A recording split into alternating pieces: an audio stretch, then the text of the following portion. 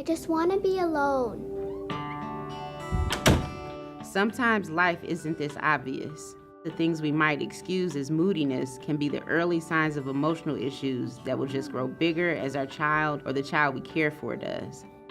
Depression is a real illness. A lot of times we think of mental illness and physical illness as being separate, but we're starting to see now more and more that those things go together.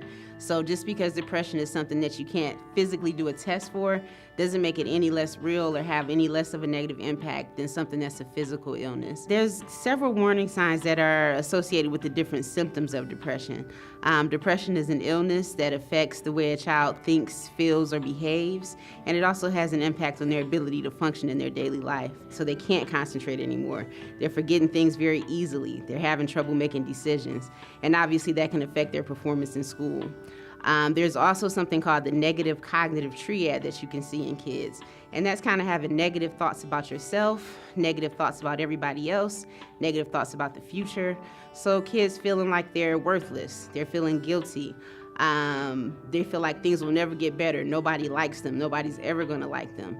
And in association with that, you'll start to see thoughts of hopelessness, feeling worthless, pessimistic about the future. Things will never get better for me. There's also social impairment, so not having friends, not wanting to be around their friends, kind of withdrawing from the family, staying in their room and being more isolated, dropping out of activities that they used to enjoy. All of those things are things that parents can look for. So as young as 2 years old, or even possibly younger, you can start to see signs of depression. The good news about that is because it is an illness, there are treatments for it. So parents should be aware that your child can greatly improve the quality of their life. This depression can improve and get better if you get treatment. And the earlier you get the treatment, the better off the outcomes will be. So it's not good to push it to the side because it's not going to go away by itself. I think a lot of parents feel like it's their fault when their child is depressed, and it's definitely not. And that's something that parents should be aware of.